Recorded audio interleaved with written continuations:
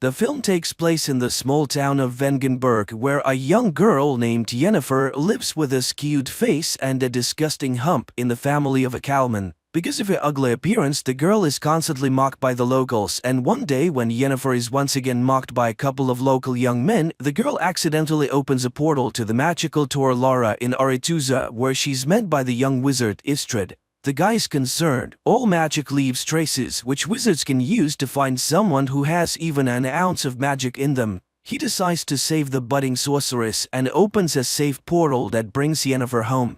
Time later, a beautiful and wealthy lady arrives at the farm of the girl's father to buy a pig. But upon seeing the girl, she expresses a desire to buy her too. And the father, who does not hide his disgust for his daughter, sells her for half the price of the animal, despite the pleas of her mother, who recognizes the lady as a witch. So Yennefer finds herself in the magical school of the enchantress Tissaia of Rees, where several girls are already studying. At first, Yennefer takes the separation from home hard, and how low her father judged her. She even tried to commit suicide, but when classes begin, she discovers that the young wizard was right. It was her inadvertent wizardry that caused the wave and caught the attention of the school's rector, the wizardess Tissaia. The girls who study at the school have also distinguished themselves with the same unique skills. Soon Tissaia holds the first test. The girls must lift a stone and a flower without touching them, and using a spell. Everyone more or less manages to cope with the task, but Yennefer fails. The girl stubbornly tries again and again until Tissaia stops her. Frustrated, Yennefer runs away.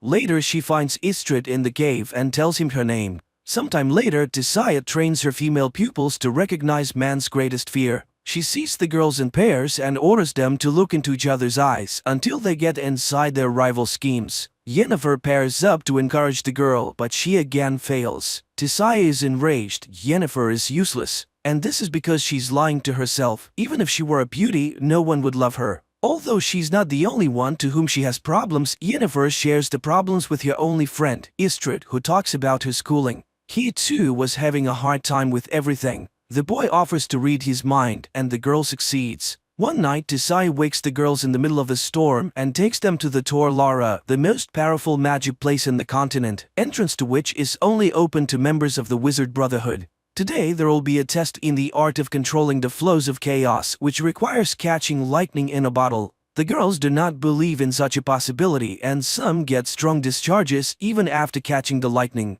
Yennefer's turn comes, and she reaches up with the bottle, but it is thrown back against the wall. Enraged, she directs her power at her more fortunate opponent, Tissaia, blocking her mental blow. Later, she reprimands her apprentice she almost killed today, which means that her emotions can ruin her own. Tissaia cannot be sure that Yennefer will not go along with her feelings and harm his school, for she's to become a court sorceress, and the weak have no place near a ruler. The enchantress already doubts that there's anything in her that the wizarding chapter needs. Frustrated, Yennefer tells Istrid everything. But most importantly, the enchantress knows all about them and they won't be able to see each other again. The guy is willing to show her other, more ancient and powerful magic, but it is very dangerous. He shows her the skulls of the dead elves who built Aretuza. They were the first wizards of the continent, and they were the ones who built all the magical places. But humans came to the continent and slaughtered them. Istrid gives her a flower that can only grow where the elder blood rests and reads a spell, which by repeating it the girl opens a portal.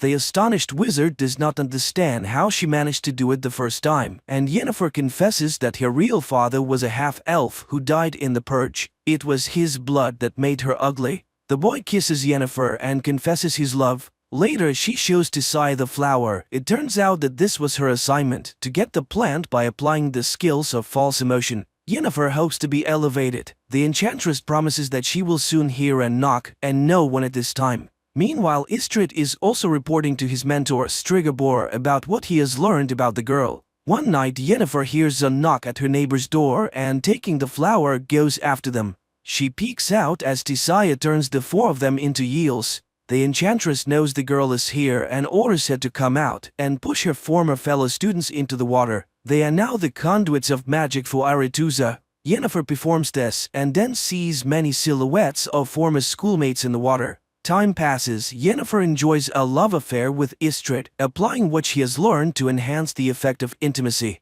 Thus, one day she created a whole crowd that watched her intimacy and then rewarded the lovers with applause. The guy is amazed at her imagination. What will she come up with next time?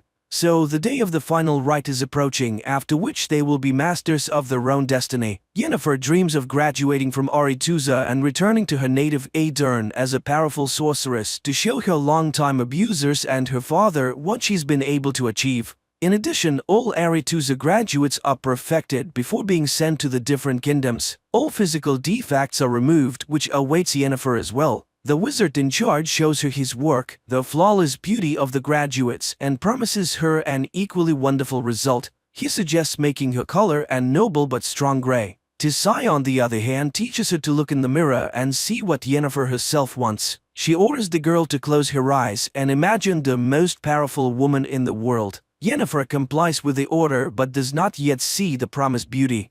Meanwhile, the chapter of wizards gathers in Aretuza to decide where their graduates should go, for all kings need court wizards. Then it transpires that one of the leaders of the council, the wizard Stregobor, knows that Yennefer is a quarter elf, which means that she will not be accepted at Aretuza, where there is a prejudice against elves. The chapter vows to send Yennefer to Nilfgaard, which the aspiring enchanter does not like. She demands an audience with the chapter, but Tisai declares herself in charge of the distribution.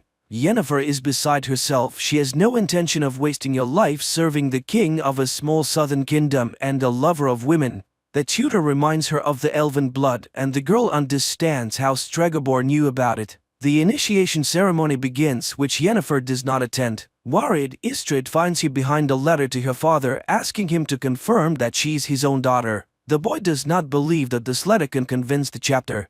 But the girl simply does not know what to do, for even if Istrid disproves his words about her origins, no one will believe him anymore. The enchanter is frustrated. He didn't know why Stregobor needed this information, and she has already missed all the initiation spells. Istrid suggests that she should go with him, for he has been offered to become an explorer. They can travel the continent and discover the unknowable. But unexpectedly, the girl cruelly ridicules his plan. She's not going to dig through the dust of the ages at all, and these are his dreams and intentions, and her opinion, as always, he does not even ask. Istrid is shocked. Yennefer is not at all what he thought she was, and he expresses his opinion that she's angry because she missed her chance to find beauty. But a girl needs power, and she didn't experience so much hardship studying at the magic school for nothing. Yennefer runs to the enchanter, who is in charge of perfection, and demands to show her art. Not even the lack of a potion to dull the terrible pain that accompanies the transformation process stops her.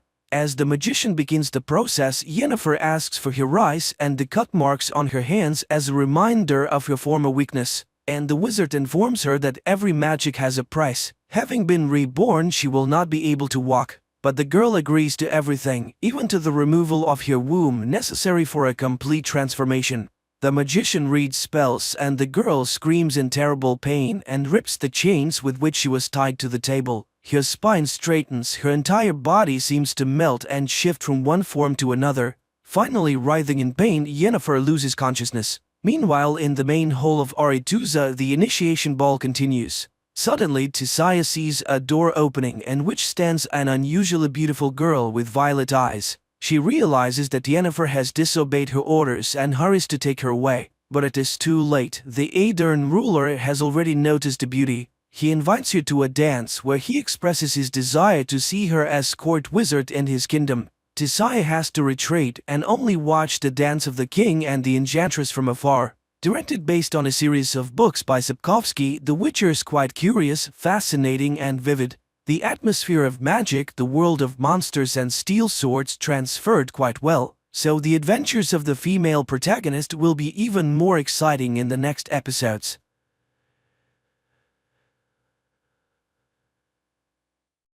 2157. A voiceover narrates, Earth has forgotten about wars and famine. Nature has revived, medicine has conquered deadly diseases. Humanity is exploring unknown planets, entrusting the search for extraterrestrial life in deep space to students full of strength, courage, and a belief in goodness. A young man named Max embarks on another flight. Suddenly, his spacecraft is damaged by an asteroid and makes an emergency landing on an unknown planet. Max steps outside, and immediately his shuttle explodes, leaving him without communication. But he doesn't despair, and first of all, decides to explore. By all parameters, the planet resembles Earth, and the astronaut hopes to find help and maybe a communication system here. But an indigenous inhabitant captures him in the forest. To understand the language of this planet, Max inserts a translator capsule into his ear. The indigenous person, named Zeph, turns Max over to the authorities. They put a helmet on Max that can project a person's thoughts and memories onto a screen and begin the interrogation. At the same time, in a nearby room, Corporal Gaius is assigned to transport Max to the capital as a subconvoy. Here, Max senses a strange signal, and everyone around starts chanting the anthem of the guard. Later, they pass by a strange tower, which, according to Gaius, serves to protect against enemies. Suddenly, its base explodes, and the structure collapses onto the road. Gaius is trapped inside the car, but Max pulls the corporal out. It turns out that this act was carried out by the rebels, the main enemies of the supreme authority of the state. The two men reach the capital on foot.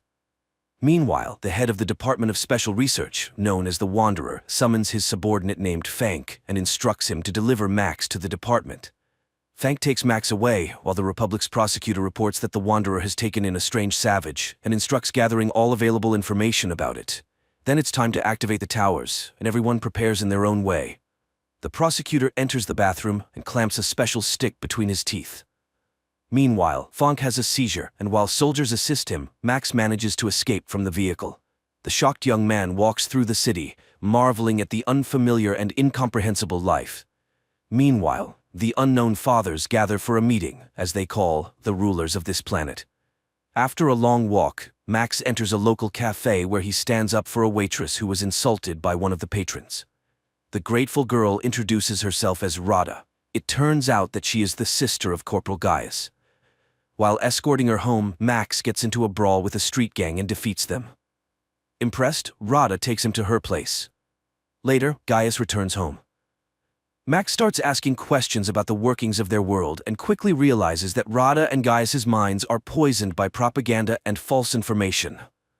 Rada is convinced that their planet is hollow and there is no such thing as the sky or space.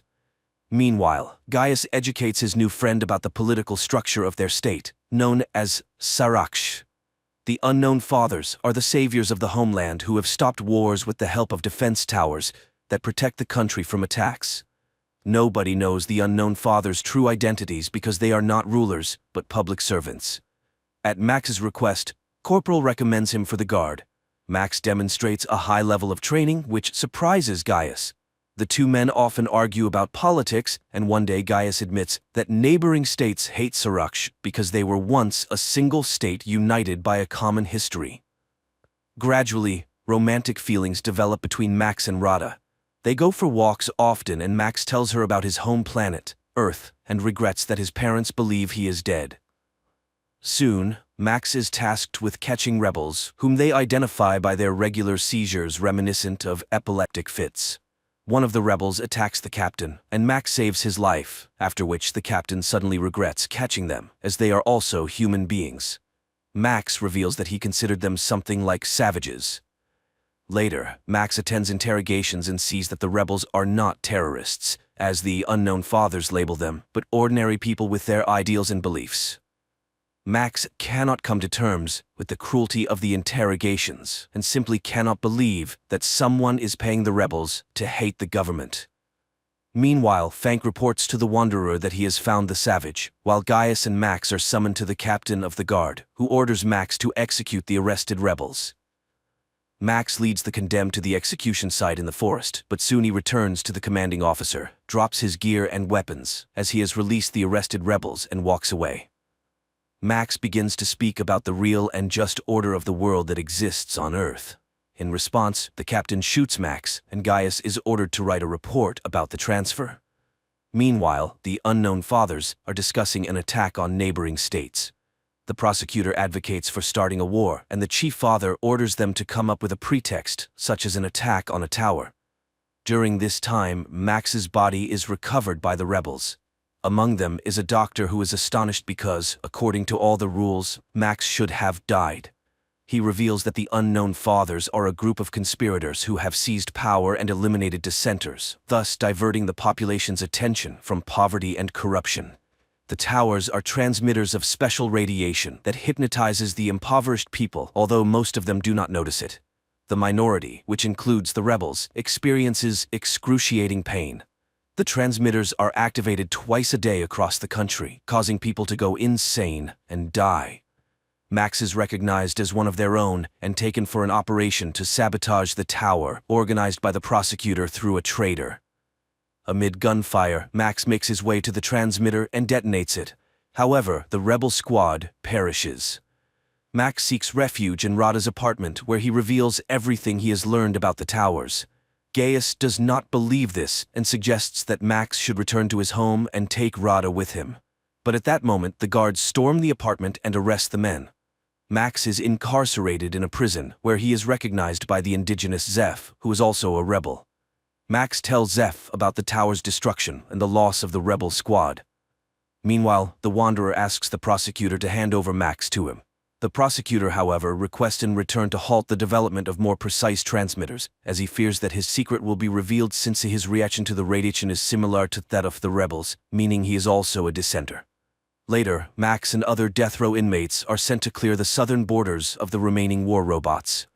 During this time, the prosecutor learns that Max is immune to the emitters. He decides to break the agreement with the Wanderer and orders Max to be brought to him.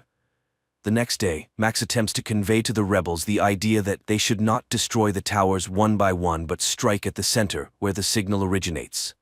Zeph becomes furious and explains that the towers are not for identifying dissenters. They are active continuously, not just twice a day. The radiation from the towers robs people of their ability to think critically. However, it makes them believe everything that newspapers, radio, teachers, and preachers say. People can be made to believe anything. Only the rebels understand this, as the radiation does not hypnotize them, but only inflicts agonizing pain. Zeph continues, there are mutants in the south who are also unaffected by the radiation. However, they have no dealings with humans. Just then, they hear the roar of an engine, and Zeph identifies it as a self-propelled tank, trying to kill them. Max sprints to the tank, climbs inside, and disables the automatic control system.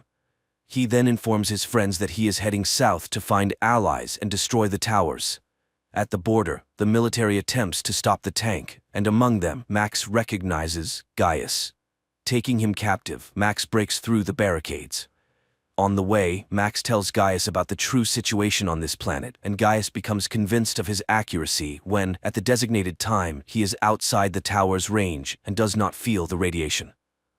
Gaius gets angry upon realizing that he has been a puppet of the government all this time, but Max tries to calm him down and reminds him that there are 40 million people like him, and it is for them that he initiated this rebellion. During a stop, residents of the steppes, referred to as mutants, appear near the tank. They behave peacefully and offer food to the travelers. The guys proceed to the ruler of these lands, noting the poverty and destitution of the population. They are told that it is dangerous to live here after the last war, but these people are outcasts with nowhere else to go. Max suggests to their leader, the Duke, to start a rebellion against the unknown fathers, but the mutants are physically and morally too weak to help in the uprising. The mutants propose that the guys seek help from the island empire. However, to do that, they must pass through contaminated lands. So the Duke gifts them an old bomber and the guys take to the sky.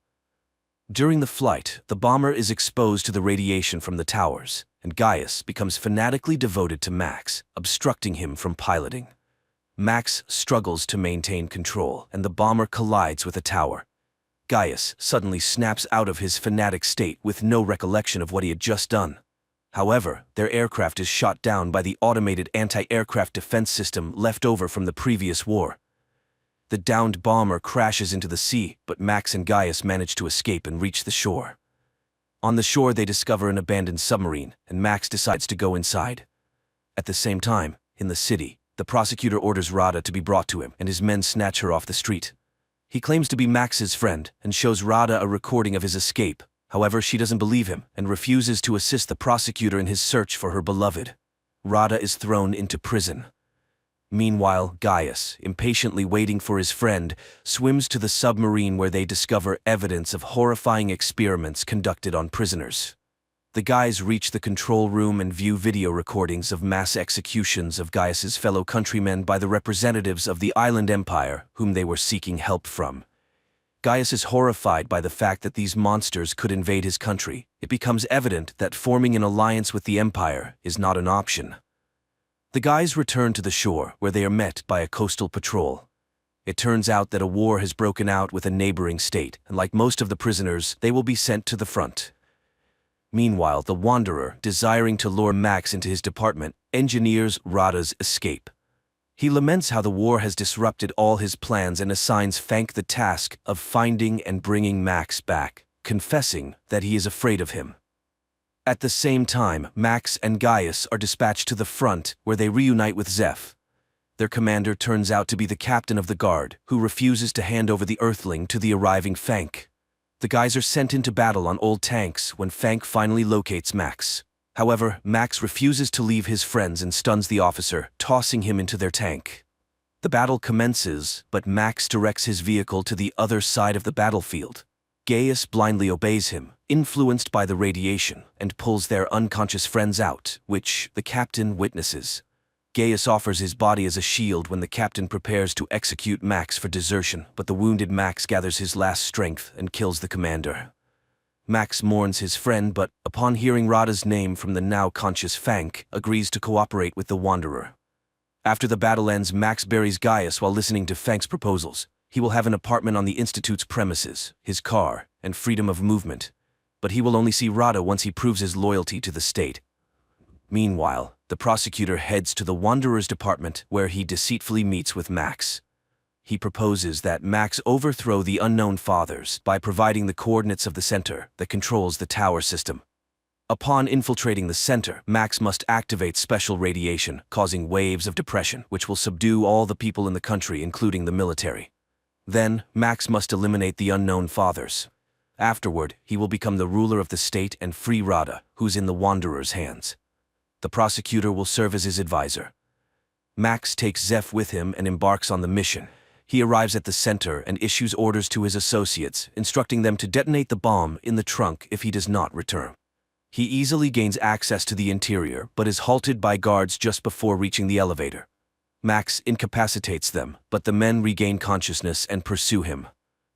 Max reaches the control center and activates the depression mode throughout the country. The Wanderer watches as people fall to the ground and rushes toward the control center. Meanwhile, Max returns to retrieve the bomb, places it inside the building, and triggers it. Then, he leaves the site of the impending explosion. The Wanderer initiates a pursuit of Max and, catching up with him, engages in a confrontation. At that moment, a powerful explosion resounds, destroying the main transmitter. People on the streets begin to regain their senses and sobriety as Max rushes to find Rada and locates her in a cryo chamber. He carries the girl outside, but the Wanderer blocks his path. It is then revealed that he is, in fact, an employee of Galactic Security from Earth who arrived on the planet 20 years ago to assist it. Now, chaos erupts on the streets, leading to a power struggle in which many people will perish. In his rage, the Wanderer beats up a foolish student who destroyed the fruits of his labor. Forgetting about economics and inflation, the state faces famine and invasion from neighboring countries. Max starts to resist and, in turn, accuses the Wanderer of allowing the construction of the towers and the enslavement of the local population. However, the Wanderer reminds him of the laws of history, where all rational beings go through the experience of wars and enslavement. This planet is no exception. It is at this point that Max declares that he is now home. As long as he is alive, he will fight against inflation, hunger, and wars, and will not allow the establishment of yet another society based on slavery. Rada comes to Max, and as they stand together, the Wanderer smiles.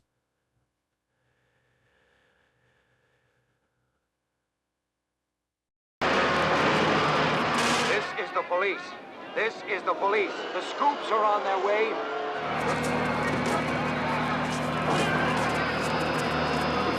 New York 2022. The mindless activities of humanity have led to environmental pollution and global warming, complicating life for mankind. The polluted atmosphere has destroyed nearly all natural wildlife, leaving people to fend for themselves. Natural foods are scarce, and people survive on concentrates produced by the large corporation, Soylent. Their latest product, Soylent Green, is made from plankton and promises to feed everyone. However, it is currently produced in insufficient quantities. New York police detective Frank Thorne lives with his old friend, former police analyst Solomon Sol Roth, who has an excellent memory and serves as a kind of archive for Thorne. Moreover, he has preserved a police reference library to help his friend with investigations. This day begins with a conversation about a recent murder. Saul grumbles that Thorne expects too much from his notes. This isn't the Congressional Archive. Meanwhile, the power goes out. Saul reminisces about the old days when food was real and electricity worked without interruption. But people ruin nature and now everything is dying. The man sits on a bicycle which generates energy for the apartment, while Thorne heads to work, stepping over the bodies of homeless people sleeping right on the staircase of his building. The streets are clogged with old cars that, due to a lack of fuel, now serve as homes for the poor or as venues for criminal meetings. In one of these cars, a young man named Gilbert receives a metal meat hook and instructions for an upcoming job from a criminal world representative. Meanwhile, in the apartment of the wealthy William Simonson, his girlfriend Shirley plays on a machine gifted to her. She is very pleased with a successful move and thanks her master when the security guard Fielding arrives to remind the girl that it's time to go. The couple heads to a store where the vendor sells them expensive products and shows them an item completely unattainable for ordinary people, a beef tenderloin. At this time, Gilbert uses the hook to infiltrate the residential complex for the privileged and ascends the Simonsons' apartment. Seeing the young man, the wealthy man remains completely calm, making no attempt to flee or call for security. Gilbert apologizes and explains that those who sent him can no longer rely on Simonson's silence. The wealthy man agrees with all his arguments and calmly confirms that what Gilbert is about to do is necessary for God. The young man raises the metal hook and strikes Simonson on the head. Sometime later, Thorne arrives at the deceased's home to investigate the case. He questions the caretaker, who assures him that the cameras malfunctioned, and leads the detective to the apartment, where Shirley meets him. Ignoring her, Thorne examines the body of the deceased. Searching the apartment for clues, Thorne finds and consumes whiskey, beef, and other foods unavailable to him. Fielding talks about the shopping trip, and the policeman enjoys washing his hands in clean, warm water. He then collects the found papers, some pleasant items like toiletries, and the food into a separate bag, taken from Simonson's bedroom. Meanwhile, Shirley is distraught, thinking that if she hadn't left, Simonson would still be alive. But Fielding refutes her certainty, saying that she likely would have died too. Later, Thorne interrogates the girl, examining her hands. He doesn't fully believe in her sincerity, but Shirley assures him that she wouldn't risk her job. The fact is, she belongs to this apartment, like furniture. Now she will wait for the new tenant if he wants to keep her. At this time, Thorne is informed about the arrival of the sanitation crew. He orders them to take Simonson to the dump, but the crew reports that the wealthy man will be sent to the incineration plant. Shirley is saddened by this outcome, as she still remembers her grandmother's proper funeral. Thorne takes the bag of items and leaves. He returns to the apartment, stepping over the bodies of the homeless, and hands Saul gifts he hasn't seen in a long time: clean paper, soap, and pencils. He also lays out a classified Soylent report related to oceanography found in the deceased's apartment. Saul is overjoyed to see vegetables and cries at the sight of meat. The next day, Thorne goes to work. His boss, Lieutenant Hatcher, is unhappy that the case is still unsolved, but the policeman is convinced that the murder was a contract killing. Nothing was stolen from the apartment, there was no security, and the killer used a meat hook instead of a weapon to simulate a simple robbery. Therefore, the first thing the detective decides to do is check the bodyguard, and after tracking the man, he finds his girlfriend, Marta's apartment. Thorne searches the place, notices a spoon on the table stained with strawberry jam, and concludes that this is too luxurious an item for the bodyguard's girlfriend.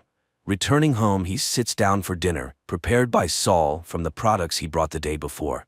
The friends savor long-forgotten tastes, and then Saul gets to the report. Studying the books brought by Thorne, he learned about Simonson's biography and his longtime partner Santini, who now serves as the governor of New York. Together, they created the Soylent Project, which became very profitable for its developers.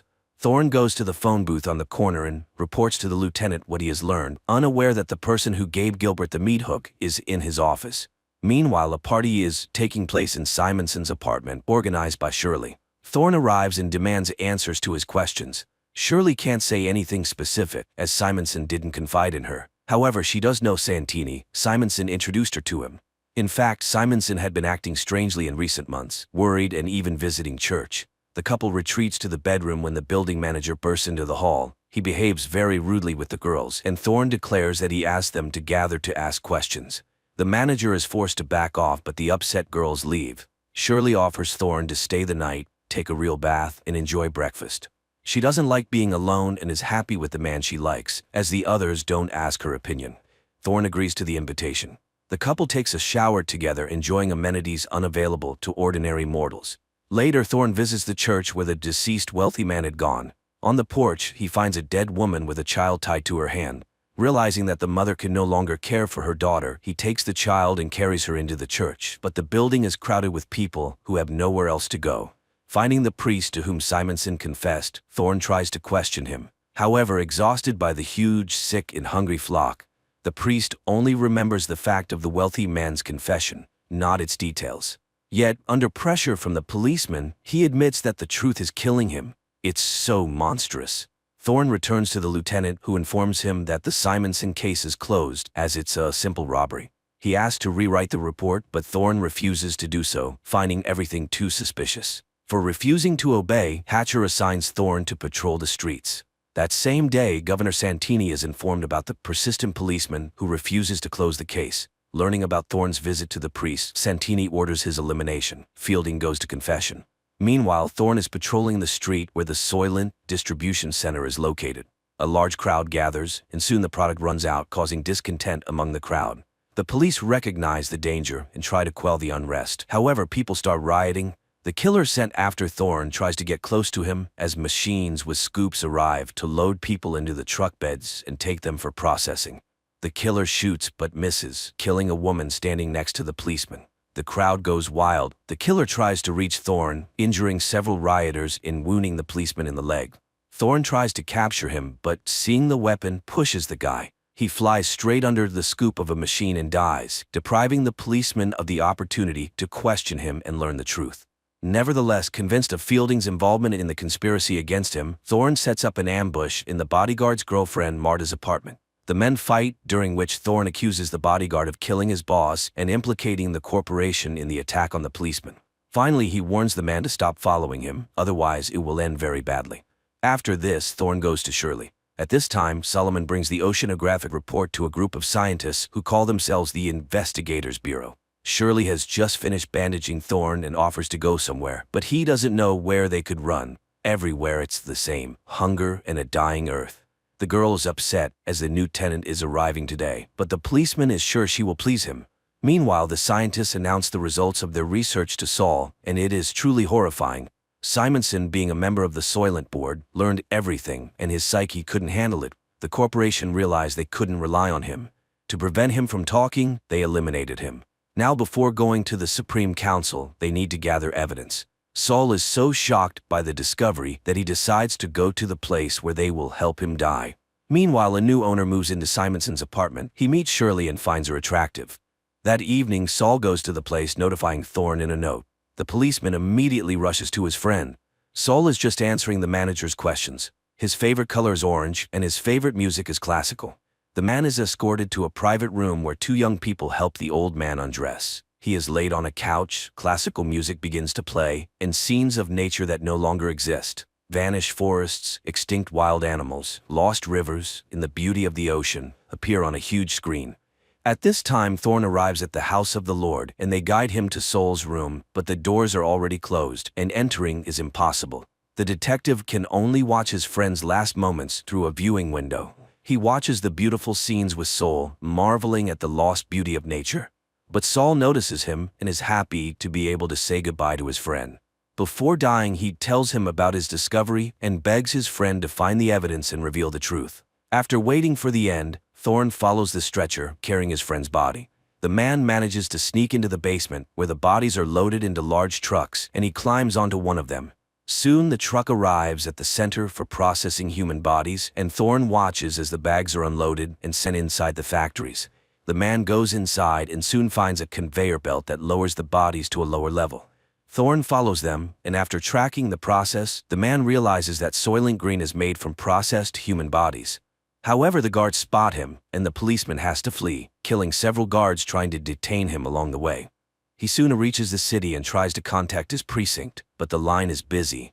Then Thorn calls Shirley's apartment and asks the girl to stay with the new tenant and just live. Finally, Hatcher responds, annoyed by his subordinate's actions. But Thorn doesn't have time to say anything before he is attacked by the corporation's men, led by Fielding. The man fires back and runs to the church, though he is wounded. However, Fielding rushes after him. He searches for the policeman among the people filling the church, notices blood drops, and follows them. But Thorn attacks first. A fight ensues. People wake up and scream, but the policeman manages to kill his enemy with a knife picked up from the floor. At this moment, Hatcher arrives. Thorn tells him what he has learned and urges him to tell the Bureau members that the ocean is dying, and the plankton from which everyone thinks Soylent Green is made no longer exists. Soylent Green is made from people. So the corporation is intentionally breeding people like livestock. The lieutenant promises to take the necessary measures. Thorn is taken away by paramedics, but the man continues to shout that Soylent is made from people and asks the lieutenant to stop it. The final scenes replay the images shown to the dying Solomon Roth. The adaptation of Harry Harrison's novel turned out to be terrifyingly beautiful and compelling. The most frightening thing is that there is no resolution, nor can there be. Even if people learn the truth, what will change? And the focus of the plot on ordinary people conveys the fragility and insignificance of human lives, which remains unchanged throughout all times.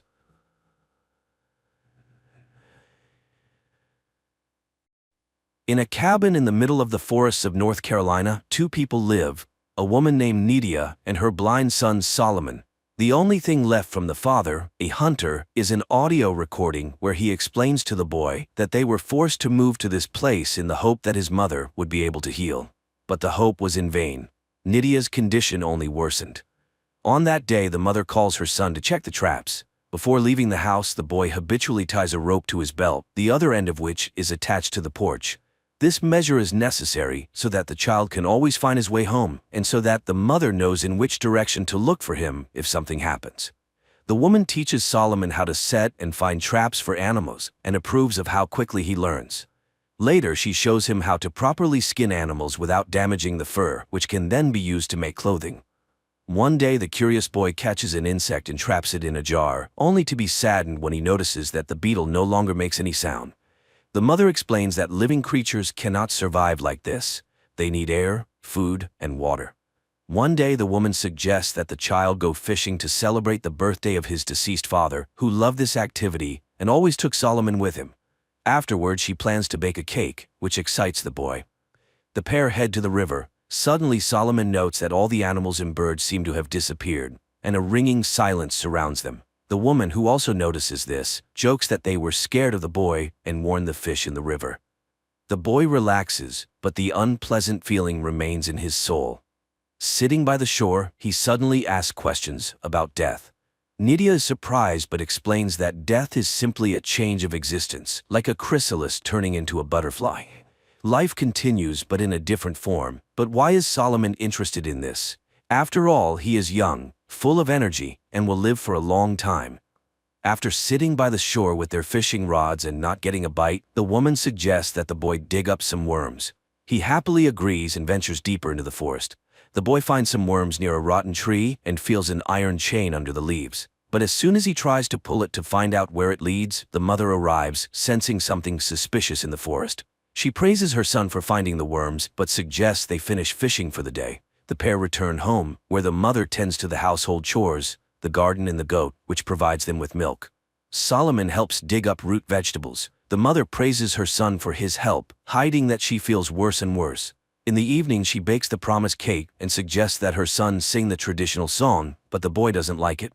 Then Nydia offers to let him blow out the candle on the cake in front of him, and Solomon fulfills the request, but he refuses to share his wish, believing it won't come true if he does. At night, the mother plays an audio recording she and the boy's father made for little Solomon. They tell a story about a little goat that once ran into the forest where a terrible monster lived. The parents loved their little goat very much and were inconsolable, but the goat, seeing the monster, managed to escape and return home, bringing great joy to his mother and father.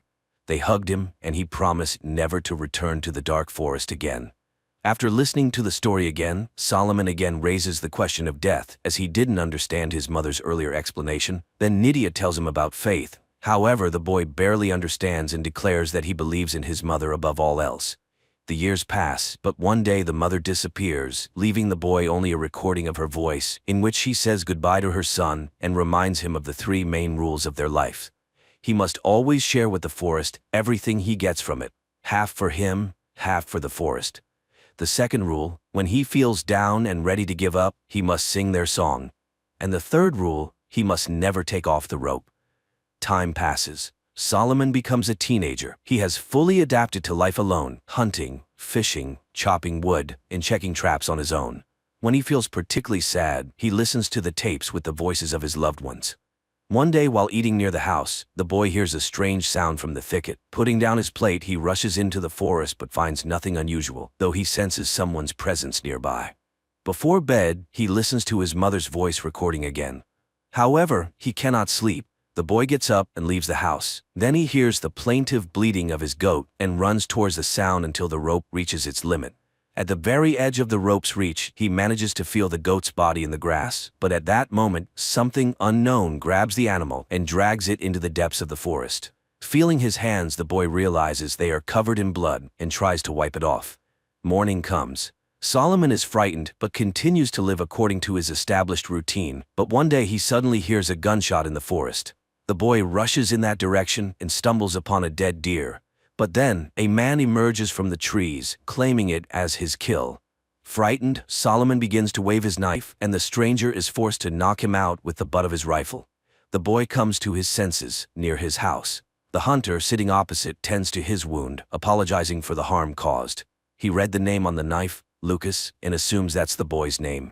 But the boy admits that it was his father's name, who is now gone. The hunter apologizes again, saying he didn't mean to scare him, and noticing the rope, he carried him back to the house. Hank, the man's name, asks the young man why he lives alone and where his parents are, as the boy looks very young. But Solomon doesn't answer. The day is already ending, so the hunter asks for permission to spend the night in the house. In return, he offers some painkillers.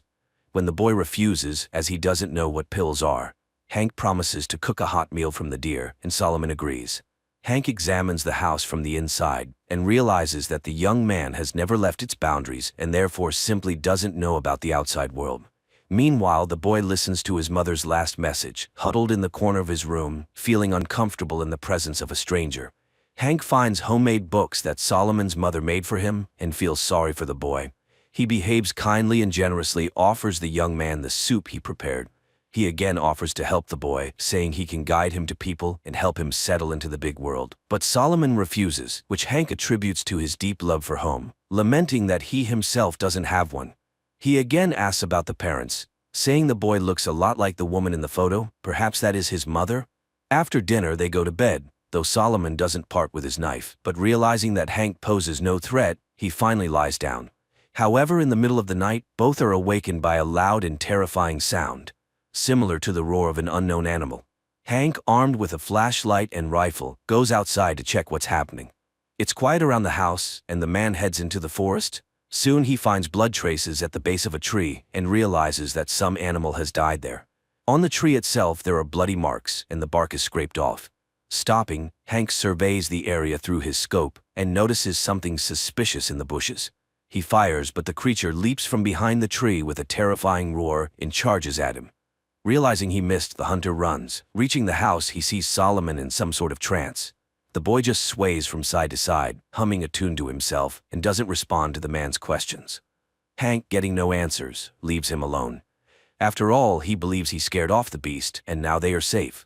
The man promises to get the boy out of the forest so he can live a normal life, unafraid of any monster. In the morning, Hank finds Solomon in the shed.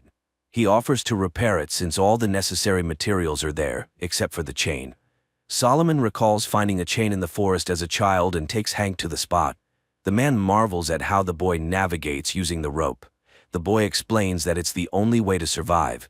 Soon they find the place. Hank, noticing the chain, grabs it and starts pulling, but realizing it's tied to something, he follows it and finds some kind of burrow. Nearby lie metal shears, which surprises Hank. However, he cuts off a piece of the chain and returns with it to the house. While the man works on the repairs, Solomon asks for a piece of venison, and after receiving permission, throws it into the bushes. To the hunter's surprise, the boy explains that it's a rule. Everything taken from the forest must be shared with it, as his parents taught him. The hunter believes this practice explains the appearance of the beast they heard at night. He suggests they set a trap for the monster to ensure the boy's safety. He also extends the rope, giving the young man the ability to explore new areas. Soon they both head in the direction where Hank saw the unknown beast. Cautiously moving between the trees, they reach the edge of the previously marked area. Suddenly, something unknown grabs the rope and starts pulling Solomon. The terrified hunter chases after the boy, and catching up with the abandoned Solomon, immediately leads him back to the house. Hank tries to calm the young man, assuring him that the beast won't enter the house and they will definitely catch it in the traps they set. He also found his mother's diary and offers to read it to Solomon. The boy listens intently, a thoughtful smile appearing as he hears the lines filled with love and tenderness directed at him. But suddenly Hank stops reading mid-sentence, having read something terrifying. Not wanting to scare the boy, he assures him it's already late and they should go to sleep. As always, Solomon listens to his mother's recording before bed and then goes to sleep. Meanwhile, Hank, making sure the boy's asleep, leaves the house and heads to the place where they found the chain. He approaches the burrow, sees a pile of gnawed bones in front of it, and realizes that this is the lair of the beast. Meanwhile, Solomon wakes up and begins to search for his new friend, and Hank, with his rifle ready, approaches the burrow and suddenly sees a notebook similar to the one in Solomon's house. But this one is scribbled with simple doodles. Deciding that the find has no value, the man puts it back. Meanwhile, realizing that Hank is not around, Solomon sits on the porch and turns on the tape recorder, listening to his mother's voice. But at that moment, he hears a gunshot in the forest. Finding the rope, Solomon runs into the forest, where he suddenly stumbles over Hank's backpack and realizes that the man is somewhere nearby. At that moment, the rope's length ends. For the first time in his life, Solomon breaks the rule and takes it off to find his friend. He crawls around and finds Hank's lifeless body. Solomon mourns his loss when he hears someone standing before him. The terrifying, disheveled creature turns out to be Solomon's mother. Making inhuman sounds, she charges at him, but the chain restrains her. To drive away his fear, Solomon begins to hum the childhood melody. This makes the woman stop, and when she begins to hum along, the boy recognizes her. He cautiously approaches her, and when she lunges at him, she impales herself on a knife and dies. Her eyes, with strange vertical pupils, go still. The young man, coughing heavily, leans against a tree. Trying to recover from everything he's been through, he suddenly hears a crow cawing and looks up at the sky. And then, in his milky eyes, vertical pupils appear, meaning that along with his sight, he has inherited his mother's illness, becoming the new forest beast. A depressingly dull film that exudes hopelessness, cold, and a sense of inevitable futility. But the metaphor with the rope is very apt. A person should never lose their connection to home.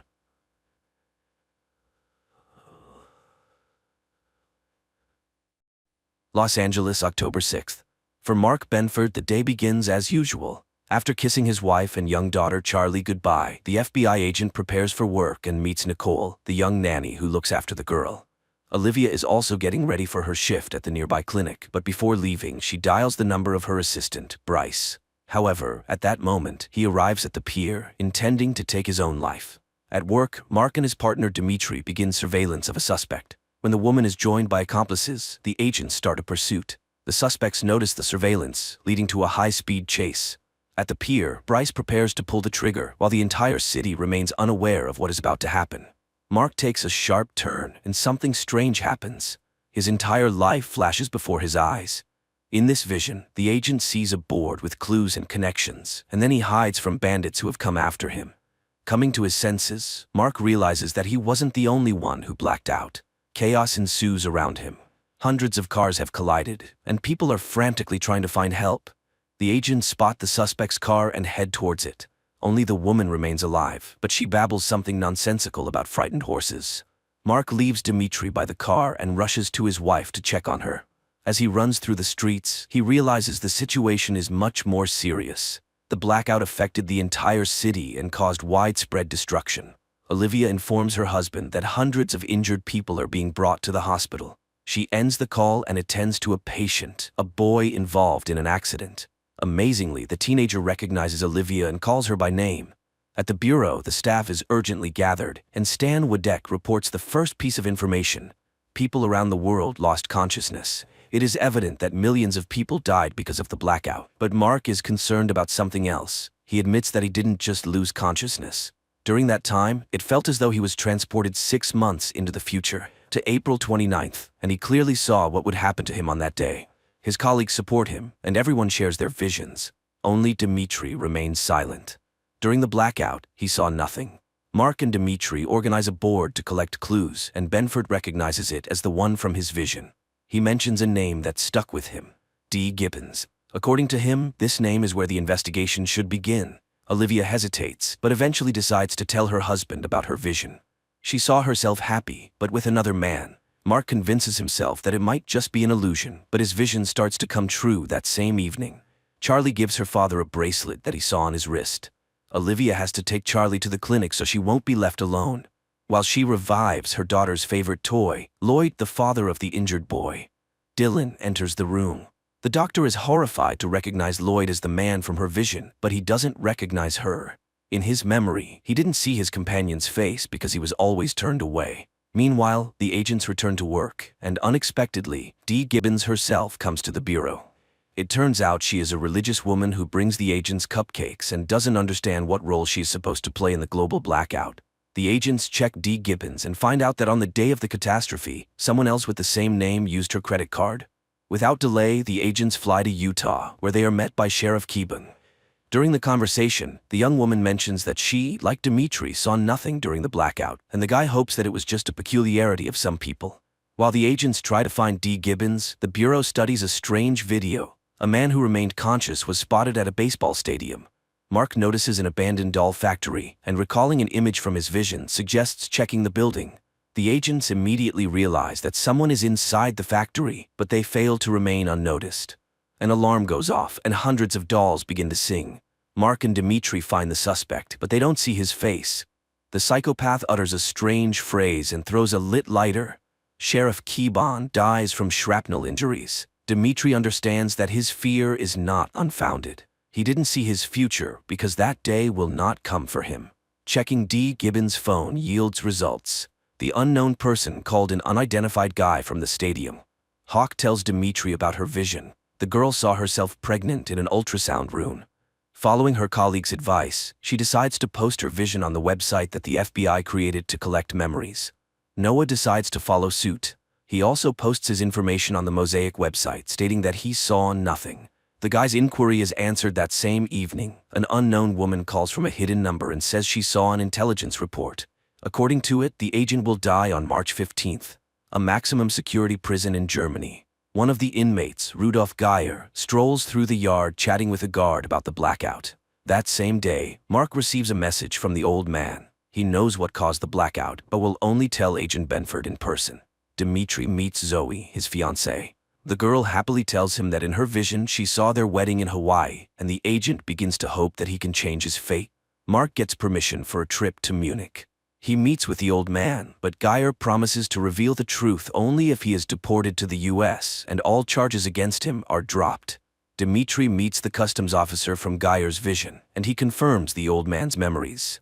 The old prisoner gets his way. He receives a pardon, but when it comes to his testimony, it turns out that he only knows about the dead crows and that it is somehow connected to the scriptures. Benford hopes that the old man's words will be of some use. He asks Hawk to check all cases of mass bird deaths.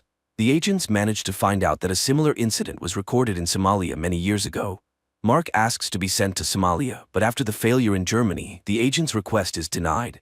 Then Benford asks Al to contact a former suspect in a hacking case to help him obtain the necessary information.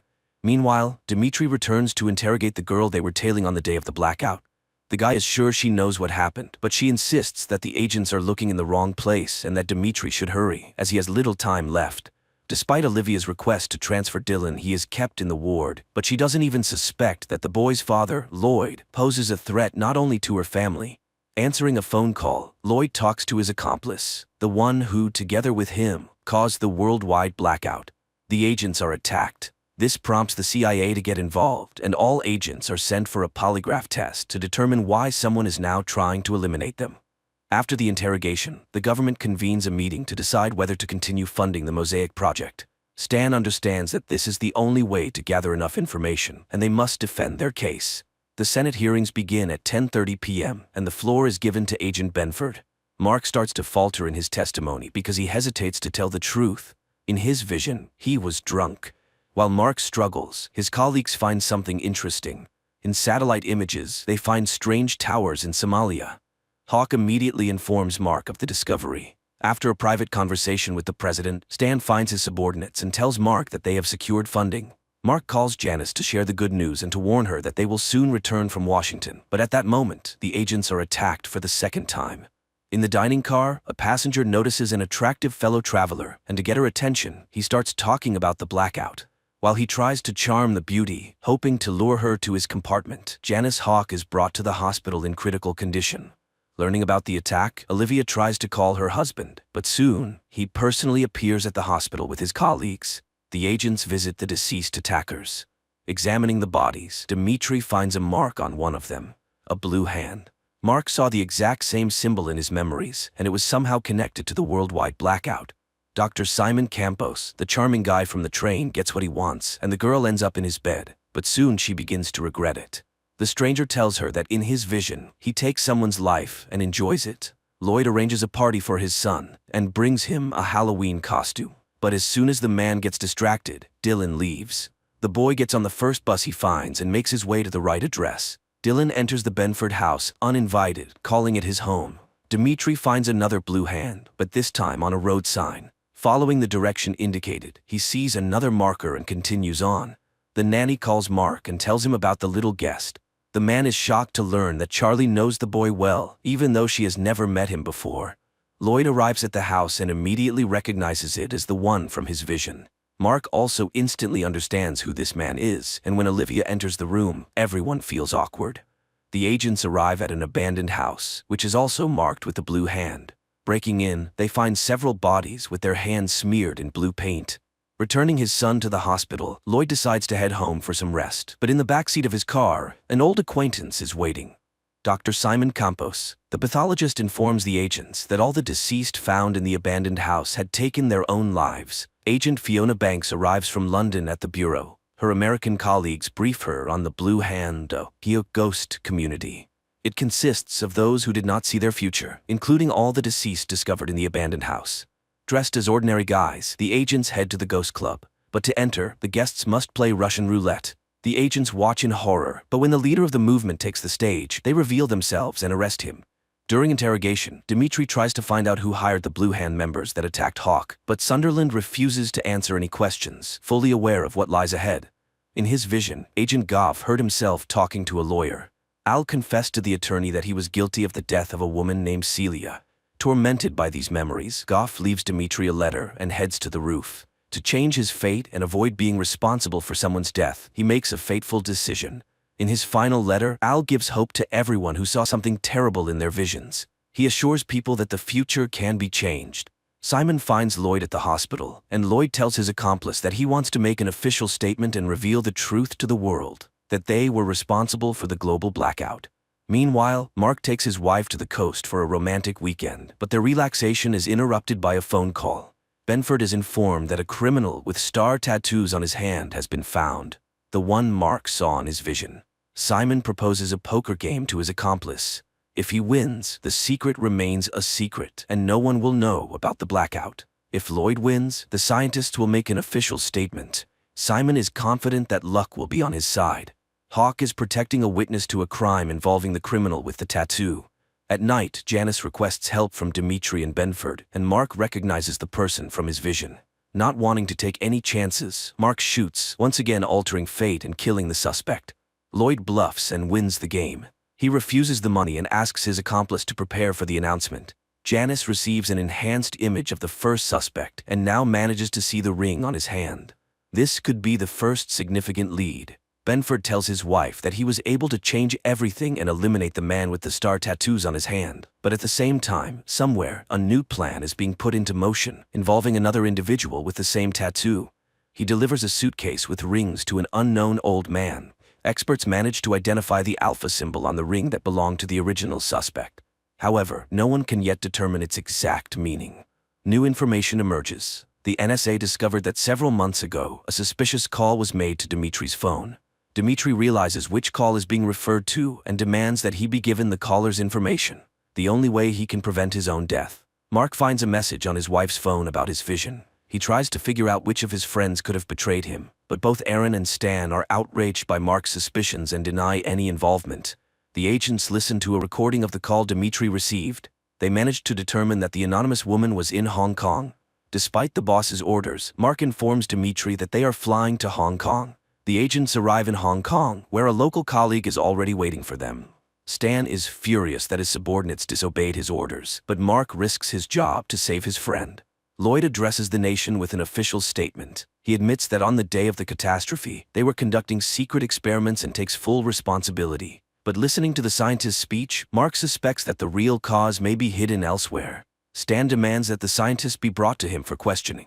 Hawk remembers that Lloyd's son is still in the hospital, and the boss sends her to speak with him.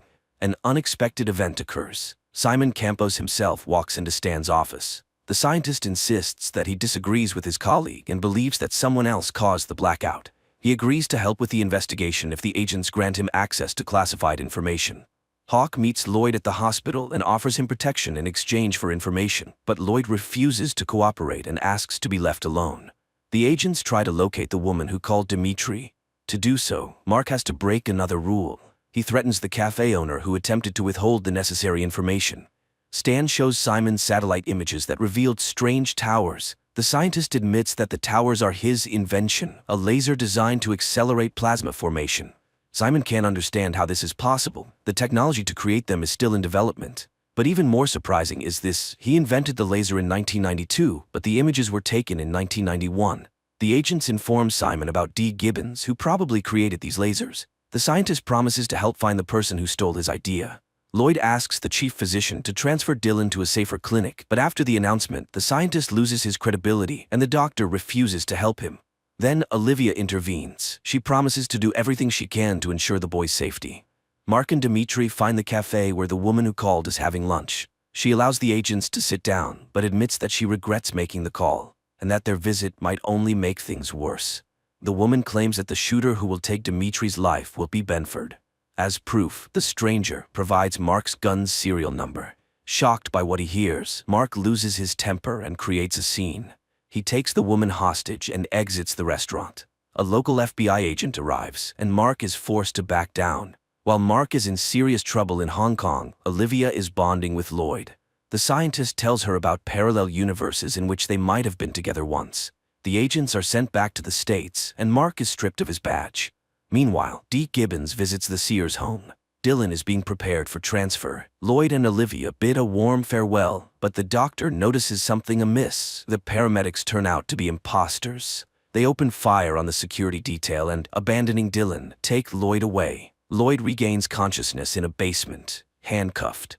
Hawk is tasked with hiding Simon in a safe place where he can continue his work, but those who need him find the agents as soon as they settle into the safe apartment. Dimitri finds Janice unconscious. Meanwhile, Simon is taken to the basement to meet an old friend. The scientists try to understand who and why they were kidnapped, but the answer comes unexpectedly. The same old man who recently received the suitcase with rings arrives in the basement. The kidnapper introduces himself as Flosso. He makes it clear that he won't be gentle, and the hostages should answer his questions precisely. Mark is assigned sessions with a psychotherapist, who helps him recall details from his memories that were previously hidden. Benford remembers that on that night he was talking to Lloyd on the phone. Later, Mark reveals another memory to Aaron. In his conversation with Lloyd, he mentioned a second blackout. Lloyd remains silent, realizing that his revelations could lead to a catastrophe, but Flosso finds a way to make the scientist talk. He has Simon's finger cut off right before Lloyd's eyes. The agents discover where the captive scientists are being held. On the way to the basement, Dimitri calls Janice and asks her to join the operation. Unable to resist any longer, Lloyd tells everything that happened during the experiment, giving Flosso specific details. At that moment, the agents storm the location, but it turns out to be empty. The only thing awaiting the agents is a booby trap. Driving around the city, Mark recalls the map from his visions and realizes where to search for the captives. By this time, Lloyd and Simon are being prepared for execution. The agent crashes into an abandoned store and rescues the scientists. Simon is loaded into an ambulance, but inside, he is met by Flosso. The old man apologizes for the finger and explains that it was to divert suspicion from the boy and to ensure Simon has no desire to rebel. He reminds him that Simon was the initial suspect. Several months earlier, after his father's funeral, unknown individuals took the scientist to a baseball game and ordered him to wear the ring. Thanks to it, he remained conscious while everyone else blacked out. The operation was led by D. Gibbons. Janice informs Simon that he will be held in custody for some time. The young man stages a spectacle and manages to escape, but not for long. When he arrives in Canada, Hawk is already waiting for him with armed soldiers. Hawk agrees to stay in Canada so that Simon can visit his family. But once again, Simon outsmarts the agent and escapes, despite wearing a special bracelet. Simon heads to a boat owned by an old friend, confident that no one will find him there. However, Hawk beats him to the boat, arriving even before he does. The pair returns to Simon's house, pretending that nothing has happened. The family prepares for dinner, and their Uncle Teddy arrives. Simon opens the door for his relative and is greeted by Flosso. During dinner, a call comes in, and Simon's mother says it's Annabelle, his sister, who left home after the blackout. Flosso prevents Simon from answering the phone and shows him a video. His sister is being held hostage to ensure that Simon doesn't try to escape again. To further demonstrate the seriousness of his intentions, Flosso shows Simon a body in his trunk, the old man from the boat. Fed up with the blackmail, Simon decides to break free. He attacks Flosso and stops his heart. Mark brings Lloyd to his house and asks him to recall everything from his vision. Both men feel uneasy, but the agent knows that this is crucial for his investigation. Dimitri is confident that the Hong Kong woman's prophecy won't come true because he turned in Mark's gun for destruction. But attempts to change the future fail. The gun goes missing. The agents fly to Somalia to inspect the strange structures in person. Simon is part of the expedition, but he is denied a weapon. Meanwhile, in Los Angeles, Mark informs his boss that he has discovered D. Gibbons' real name, Dyson Frost, and that somehow he will be connected to Charlie. The team of agents comes under fire. Their guide tries to explain that they are on a humanitarian mission, but this doesn't stop the Somalis who kill the translator. The Somali leader realizes that he's being lied to. He has already seen foreigners arrive and set up the towers many years ago. He locks the visitors up and promises to kill them, one by one. The agents manage to disable the guards and take their weapons. They reach the helicopter, but it's already being looted by locals, forcing the agents to come up with a new plan. The team attacks their opponents but doesn't have time to escape. They are once again confronted by the leader. This time, everyone understands that there will be no chance to fight back. One of the guards, out of fear, reveals the truth about the visitors. Learning that they are FBI agents, the Somali demands a large ransom to help him take over the country. Janice manages to persuade the leader. She convinces him that their mission is not to start a war, but to prevent one. The Somali helps the group reach one of the towers. Simon examines the structure with surprise, noting that it was built exactly according to his design, but long before he developed it. Dimitri discovers a videotape that has been stored in the tower for 18 years. On the tape, the Somali recognizes his fellow tribesman, whom he believed died during the first blackout. The agents also identify the experiment's author. It was D. Gibbons. Exploring the tower's tunnels, the agents find a sealed room where villagers were imprisoned. Judging by the remains, the experiment's participants were killed. The Somali leader is enraged by what he sees and plans to take revenge on the Americans, but Vogel acts faster, leaving the Somali leader lying with his tribesmen. Dimitri reviews the tape again, and the next few seconds shock him. D. Gibbons from 1991 addresses him by name. The recording is sent to the department. Mark watches the message left by Gibbons many years ago. Following the criminal's clues, Benford deciphers the chess code and dials the phone number that Gibbons left specifically for the agents. Mark arrives at a chess club to meet someone who could help in the search for the scientist, but the only witness has been killed. Benford realizes that there is someone in the department leaking information. To find out who the traitor is, Agent Vogel gathers everyone in the conference room, and a special team searches the employees' offices. A bug is found on Mark's desk. Everyone with access to the office falls under suspicion, creating tension among the colleagues. The agents are most suspicious of Janice. Recently, she has taken many days off, which she struggles to explain, but she deflects suspicion by accusing Marcy, a colleague with family problems. Dimitri reviews the camera footage and notices a pattern. Marcy was signaling with a coffee cup. Mark looks up at the girl and she understands everything. A shootout ensues in the office. Marcy kills her colleagues and runs outside. Her accomplice arrives on a motorcycle to help her escape, but Janice manages to prevent the getaway. Benford receives a call from Dyson Frost. He offers the agent a personal meeting and promises to call back. Janice and Simon head to the underground parking garage where the girl suddenly stops. She tells the scientist that his signal has been received. Her boss is ready to talk to him. Simon realizes that Marcy was just a distraction. The real traitor has always been Hawk. The police inform the feds that a crime was committed the previous night using the stolen gun. Dimitri catches up with Marcy to find out to whom she passed the gun, but she only says that preventing Dimitri's death is impossible. The agents receive a signal that a criminal with Mark's gun is committing a crime in the city center. Dimitri steps forward, trying to distract the guy and persuade him to release the hostage. As soon as the assailant lowers his guard, Dimitri shoots. Despite the successful outcome, there is no relief. The gun in the attacker's possession has a different serial number. Agent Dimitri prepares for his wedding, trying not to think about the future. But while the bride and guests wait for him at the church, D. Gibbons attacks him at his home. Mark decides to inform his wife about his missing friend, and while she is on the phone, D. Gibbons sits down next to Charlie. The agents carefully interrogate Charlie, and the girl describes her conversation with the stranger. She also hands over a picture the old man left her. Mark and his colleagues prepare to visit the address that D. Gibbons provided with the picture.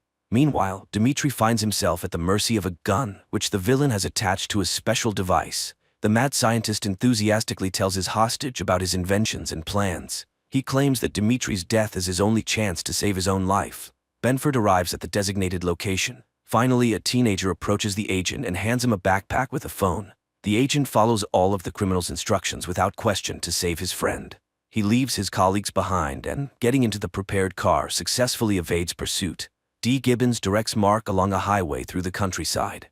Constantly checking his watch, the agent continues his journey through the mountains. Finally, he spots D. Gibbons. The old man raises his gun and orders the agent to handcuff himself. Mark distracts the old man and attacks him.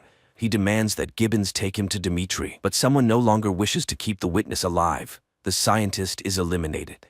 As he dies, he doesn't have time to tell Mark where Dimitri is. The navigator leads Mark to the last known location of D. Gibbons. Benford bursts into the building and spots his friend. There are less than 2 minutes left before the automatic shot, and Mark tries to solve the scientist puzzle to stop the mechanism. The timer reaches 0 and the gun fires, but by this time, Mark manages to lift the gun and Dimitri survives. As soon as Dimitri gets out of the chair, water washes away the scientist's map, destroying all the evidence and clues. Mark instructs his colleagues to figure out Frost's blueprints and determine how they are connected to the second blackout which the mad scientist mentioned. A strange man appears at Olivia's house. He babbles incoherently, claiming that the doctor's husband is Lloyd.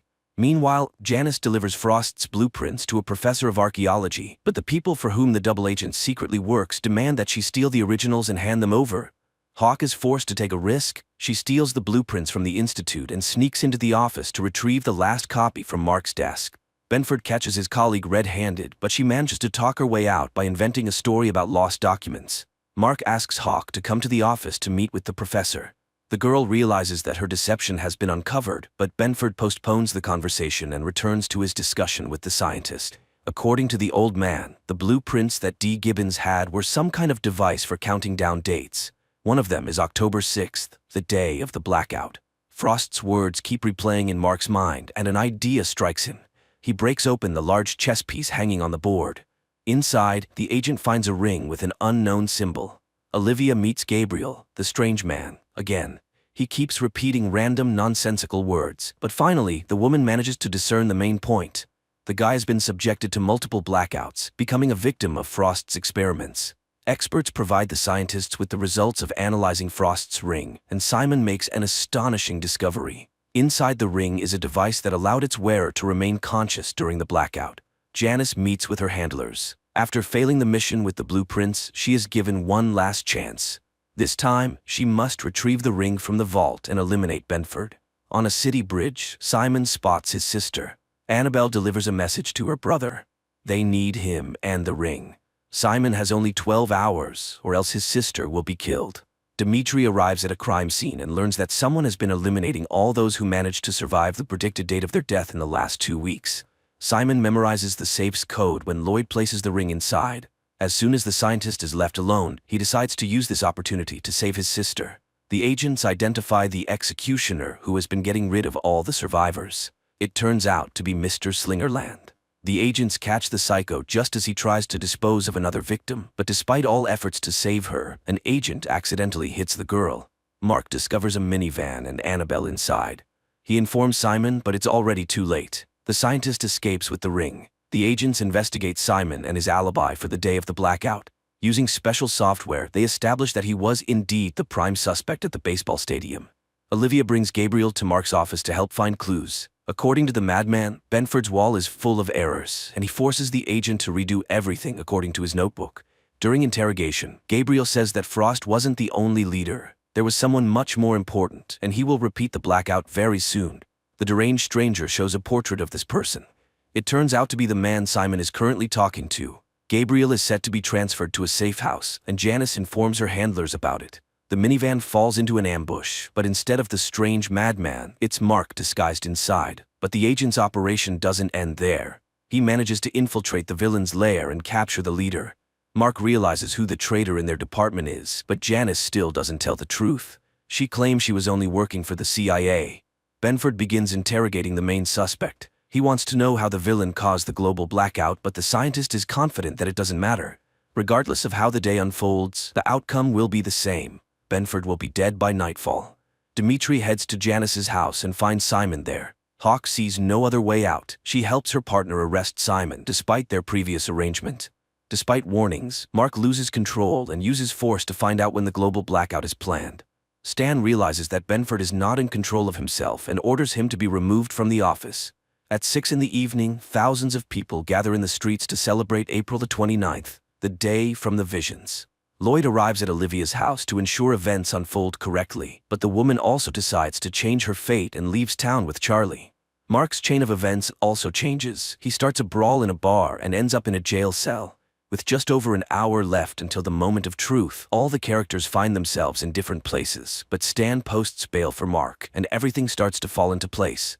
The agents return to the bureau due to a report of planted explosives.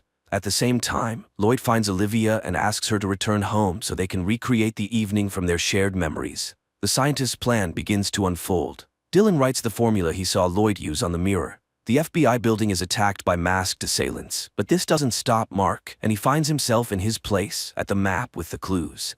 Simon infiltrates the corporation's server room to hack the computer and prevent another blackout. At the appointed time, Lloyd calls Mark and gives the date of the next blackout, the next 48 hours. Thanks to Gabriel's notebook, Benford learns the exact time. The blackout will happen in 12 minutes. The masked criminals destroy Mark's office and all his work, but the agent survives and tries to fight back. Simon notices that someone has remotely taken control of the program and he cannot stop it. Dimitri suspects the scientist did it on purpose, but Simon swears he is trying to prevent the catastrophe. Mark manages to warn his boss about the next blackout, but he can't get out of the building and is once again surrounded by armed mercenaries. With 30 seconds left before the explosion, Mark runs for the exit, but at that moment the mechanism activates, and the world freezes again, glimpsing into its future. This is where the series ends. And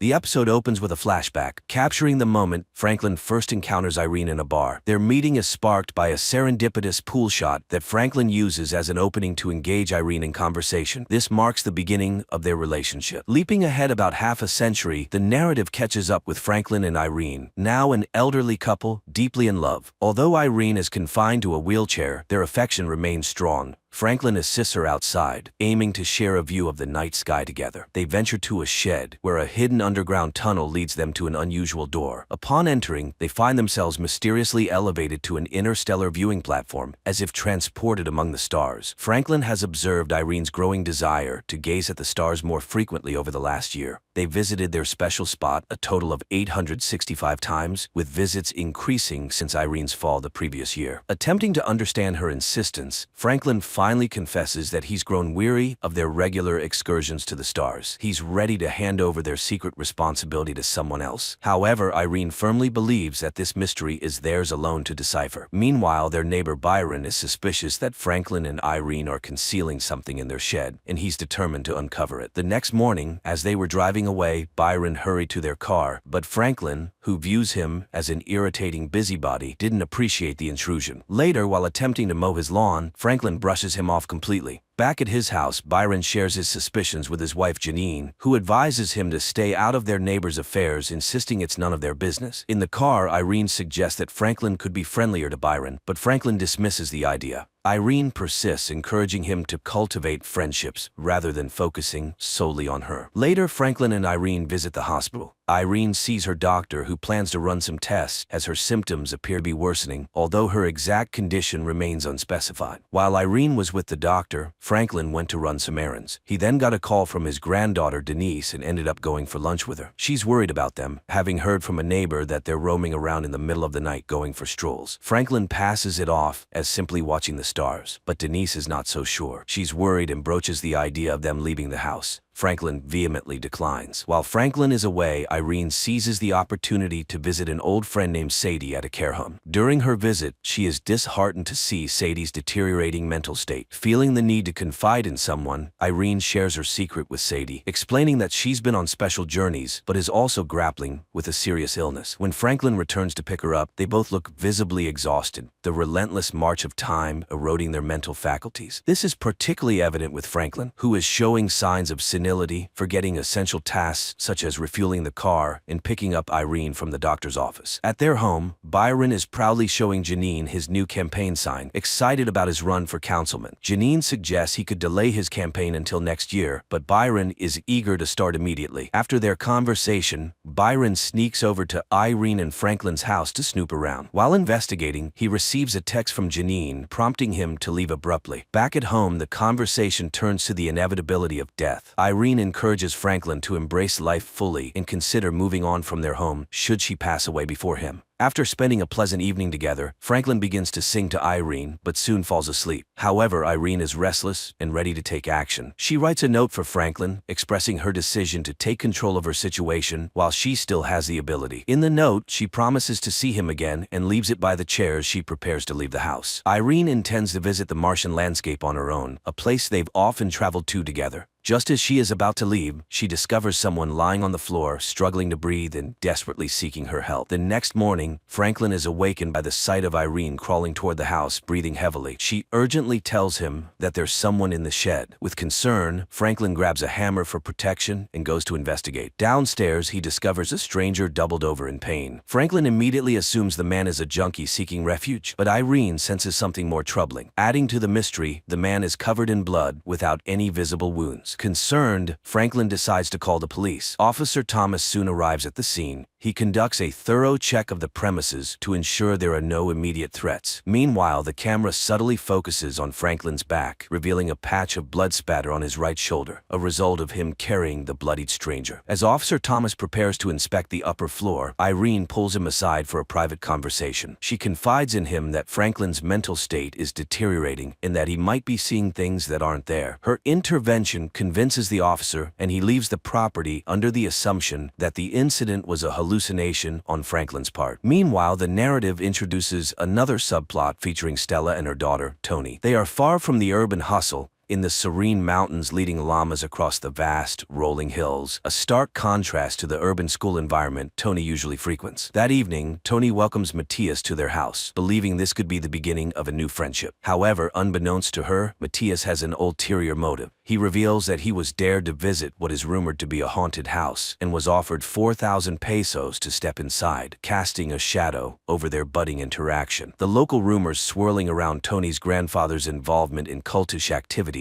have piqued the curiosity of the local kids, including Matthias. This revelation devastates Tony, who had mistakenly believed that Matthias's visit was the beginning of a romantic interest. When Stella arrives and finds Tony with Matthias, she quickly intervenes and shoos him away. After dealing with the situation, Stella takes a secretive path to the back of an old church nearby. There, hidden from plain view, is a door that strikingly resembles the one found in Franklin and Irene's shed, suggesting a deeper, mysterious connection between the two locations.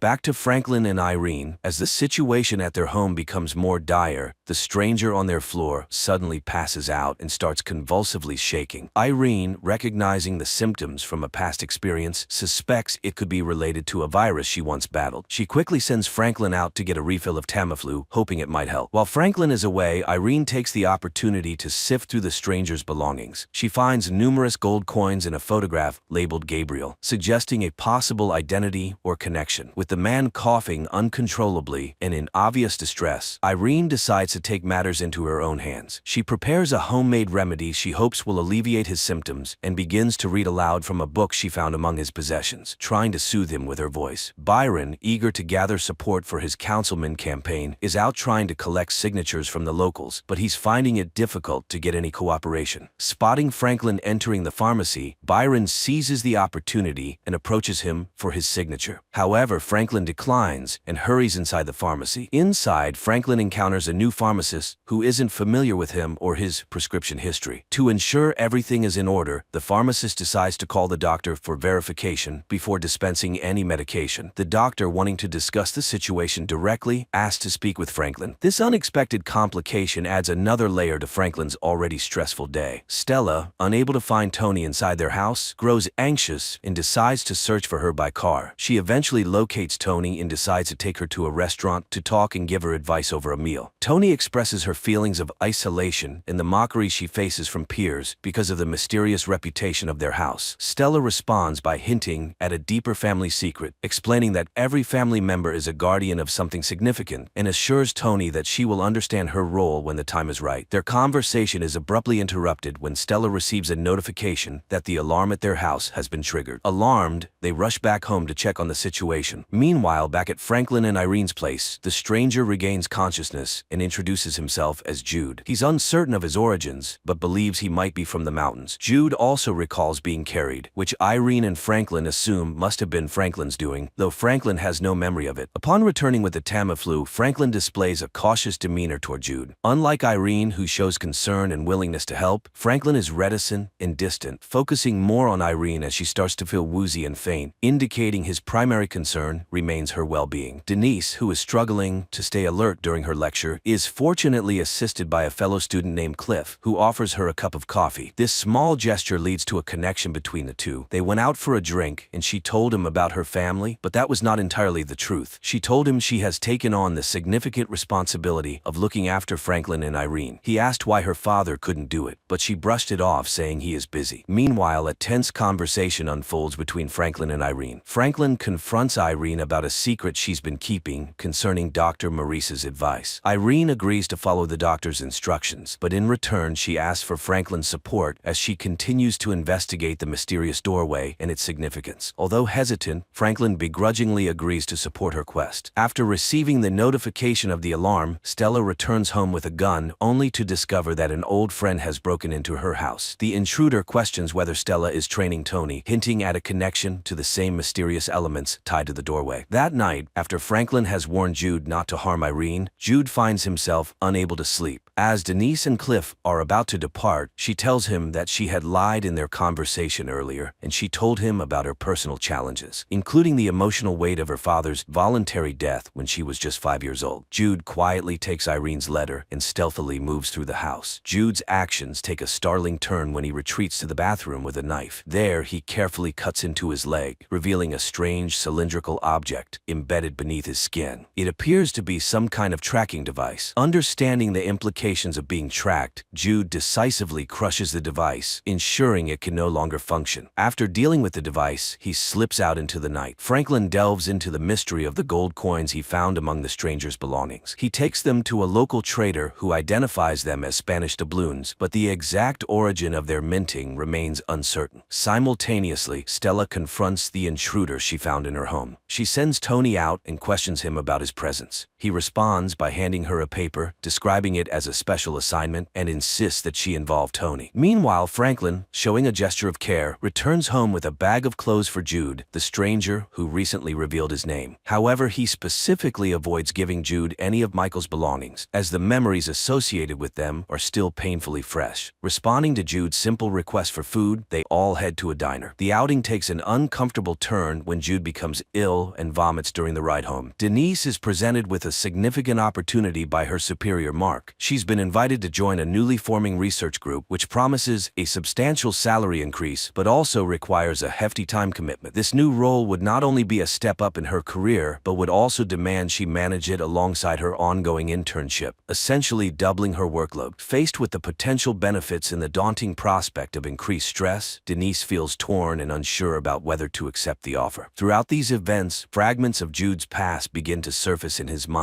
He recalls snippets of his life before arriving at the Yorks, including a conflict with another individual. Byron comes under fire for forging signatures on his campaign. He received a call, and he was told to put his campaign in suspension to not face legal matters. Franklin, acting on Irene's suggestion, takes Jude out for some male bonding in an attempt to better understand the mysterious guest. They spend the day playing chess, a setting that gives Franklin ample time to evaluate Jude's character and intentions. Despite the shared activity, Franklin's suspicions grow, and he concludes that Jude might be a con artist. Convinced that it's best for Jude to leave, Franklin decides to give him $5,000 to help him on his way and drives him to the bus station. However, as Jude prepares to board the bus, Franklin begins to have second thoughts about his decision. The complexity of the situation and perhaps a sense of unresolved doubt lead Franklin to reluctantly invite Jude back, allowing him another chance to prove his intentions and possibly clarify his mysterious connection to their family. At home, Irene makes a startling discovery among Jude's possessions, a mysterious orb that seems to have the ability to disintegrate matter. When she places it on the coffee table, the table vanishes without a trace, leaving her both amazed and alarmed. Meanwhile, Denise decides to visit her grandparents and encounters Jude, who they introduce as their new caretaker. Denise is skeptical of Jude, especially given the peculiar circumstances of his arrival and the strange incidents surrounding him. Although Irene suggests that Denise should head home rather than stay the night, Denise leaves, but not without instructing Jude on her grandparents' needs and expectations. She opts to stay with a friend, driven by a resolve to uncover Jude's true identity. Later that night, Jude has a private conversation with Irene. He confides that he believes his presence at their home is no coincidence. Jude reveals that he is searching for his father, named Gabriel, the same name on the Polaroid found earlier, and he seeks Irene's assistance in this personal quest. In another part of the house, Franklin discovers a bloodied knife in the bathroom. While cleaning up, he notices fragments of the mysterious orb that Irene had found, now broken and swirling up through the sink. Unfortunately, the water quickly washes them away before Franklin can examine them further, deepening the mystery of the strange object and its capabilities. Byron, undeterred by previous accusations of meddling, finds himself unable to resist the lure of the mysterious activities at the Yorks' residence. Driven by curiosity, he sneaks into their property and makes his way to the shed. Inside, he navigates through the clutter until he confronts the secret door, the very threshold that seems to be the heart of the enigmas surrounding Franklin and Irene. Meanwhile, the narrative shifts back to Stella and Tony. In a parallel scene reminiscent of earlier discoveries, Stella takes Tony to a secretive doorway located behind the chapel, a portal similar to the one in the Yorks' shed, but with a distinct feature. This doorway is equipped with a strange control panel that Stella manipulates to set their destination. After entering a sequence of commands, Stella and Tony step through the doorway and find themselves instantly transported to New York City. The scene unfolds with Jude awakening from a distressing nightmare where he's embroiled in a fierce fight with another man. Shaken, he decides to take the mysterious orb he discovered earlier and buries it outside to keep it safe. As he is digging, Byron appears, asserting that this is a private area. Jude, claiming his role as the caretaker, brushes off Byron's curiosity and leaves without divulging any further information. Meanwhile, Franklin's suspicions about Jude continue to deepen, especially after finding the bloodied knife. Determined to uncover Jude's true identity, Franklin visits Officer Thomas, hoping to persuade him to conduct a DNA test on the knife. However, Thomas dismisses the need for such measures, viewing Franklin's elaborate theories as further evidence of his deteriorating mental state. In another part of town, Jude and Irene visit a library where Jude searches through records and discovers that his father had been arrested due to homelessness and claimed amnesia at the time of his arrest. When Irene shares this information with Franklin, he responds with a lighthearted joke, suggesting that forgetfulness must run in Jude's family. Elsewhere, where Stella and Tony are navigating their own mysterious venture with a contact named Nick. He leads them to an abandoned warehouse where a machine starts emitting what appears to be serial numbers. Nick explains that while he can help narrow down their search, he will need to accompany them to accurately pinpoint the source of the signal. Throughout this ordeal, Tony remains confused and uncertain about the overarching purpose of their mission, highlighting her struggle to grasp the full scope of their enigmatic activities. Denise finds a temporary respite from her demanding schedule by staying at her friend Katie's place. She wakes up there one morning and opens up about the extreme stress she's been under lately, finding comfort in sharing her struggles with a friend. Back at Irene and Franklin's home, tensions rise to a breaking point. Franklin, increasingly troubled by the unfolding events, accuses Irene of favoring Jude over him. Despite Irene's attempts to clarify her intentions and reassure him, Franklin remains skeptical about the situation and abruptly leaves the house, overwhelmed by doubt and frustration. In a parallel scenario, Byron, who has been actively campaigning for a council seat, reaches a moment of disillusionment. In a symbolic gesture of giving up on his political aspirations, he burns all his campaign signs. As he does this, he notices Franklin driving away. Byron tries to offer a friendly smile and greeting, but the moment is fleeting. After Franklin's departure, Irene confronts Jude about his secretive demeanor. She expresses her concerns about him not sharing details of his life, to which Jude responds with a pained smile, acknowledging her care despite his reticence. Chandra, a nurse who previously worked in the caretaker's house, arrives at Irene and Franklin's home under the guise of offering her freelance services. She reveals that she's now freelancing, though in reality, she was fired for stealing. When Irene informs her that Jude has taken over caretaker duties, Chandra asks to use the bathroom, handing Irene her business card to distribute to any friends in need of her services. However, seizing the opportunity, she sneakily enters Jude's room after her bathroom visit and steals something from him. Meanwhile, Jude handles a phone call with Dale from the pawnbrokers, who speaks about the significant value of the gold coins associated with Jude. Jude, pretending to be Franklin's son during the call, is visibly unsettled by the conversation about the coin's value. After the call, Jude contacts someone, possibly seeking advice or information about the coins. The conversation is cryptic, with the person on the other end uttering Fiat voluntas Dei, which translates to God's will be done, suggesting a deeper, possibly religious or philosophical significance to the coins. Shortly after, Irene comes by to pay Jude for his work and reassures him of her support, irrespective of the mystery surrounding him. However, after Chandra's earlier visit, Jude discovers that an item, a rectangular slab previously hinted at, is missing from his belongings. He quickly connects the theft to Chandra, snatches her business card from the dresser, and heads to the local bar, presumably to track her down and retrieve his stolen item. At a local bar, a series of unexpected encounters and revelations unfold. Jude, who is trying to track down Chandra, ends up at the same bar where Denise and her friend Katie are unwinding. Denise approaches Jude, and they strike up a lively interaction involving shots and dancing. Meanwhile, Byron finds himself in a pool hall where he unexpectedly runs into Franklin. The two begin playing pool, and Byron confronts Franklin about a recent campaign stunt, suspecting Franklin had tipped off the authorities. Franklin firmly denies these allegations, and despite an initially frosty interaction, the two men find common ground. Franklin confides his fears about Irene's feelings toward him, while Byron shares his own personal struggles about feeling like a second choice to his wife, Janine, whom he describes as a consolation prize. Their conversation deepens, and both men, now heavily intoxicated, step outside the bar. Here, Byron admits he may have misjudged Franklin and probes about the mysterious doorway. Franklin, trying to dismiss it as merely a bomb shelter, is finally persuaded by Byron's persistence to show him the site. However, when they reach the supposed transportive shelter, it fails to operate, leaving Byron to laugh it off as a hoax, thinking it's just a bizarre construction. Simultaneously, Irene wakes to find Jude missing and decides to drive out to find him. As she searches, Jude, leaving the bar, is stopped by the police. The confrontation triggers traumatic memories of a past altercation where he had to defend himself, explaining the previously noted blood. As Irene drives past, she sees Jude face down on the hood of a police car, being detained, a sight that shocks and worries her about his fate.